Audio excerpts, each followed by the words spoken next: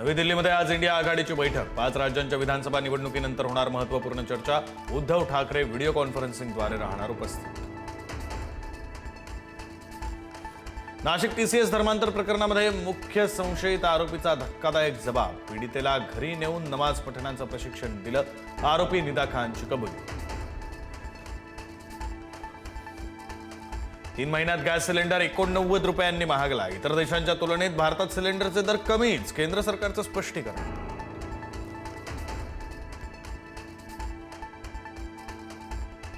मुंबईमध्ये water tanker असोसिएशनचा आजपासून बेमुदत संप। मागण्या मान्य न झाल्यास संपाचा बडगा। टँकरवर अवलंबून असणाऱ्या मुंबईतील व्यवसायांना बसणार फटका।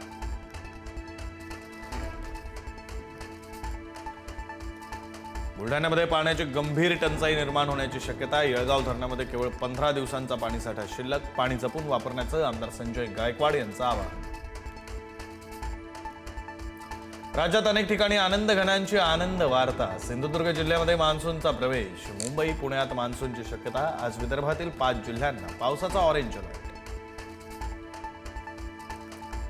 पावसाळा उंबरठ्यावर असतानाही नागपुरात उष्णतेचा तडाखा कायम। काल कमाल तापमान 43.8 अंशांवर। ब्रह्मपुरीमध्ये सर्वाधिक 45.2 अंश सेल्सिअस तापमानाची नोंद।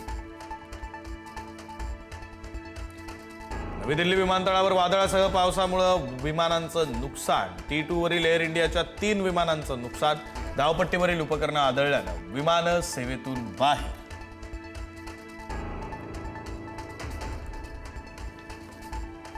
डॉमिनिकन रिपब्लिकमध्ये खासगी विमान धावपट्टीवर कोसळलं। टेक ऑफ दरम्यान विमान क्रॅश। भीषण अपघातात पायलट आणि को पायलटचा मृत्यू।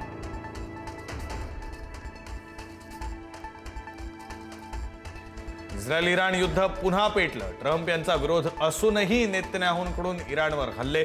इस्रायलनं इराणमधील अनेक ठिकाणी डागले बॅलिस्टिक मिसाईल।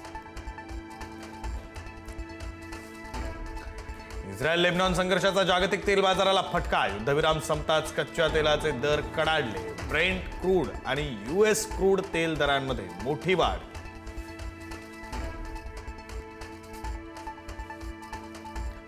फिलिपिन्समध्ये 7.8 रिश्टर स्केल तीव्रतेचा भूकंप। दक्षिणेकडील मिंदानाओ बेटावर भूकंपांचे धक्के।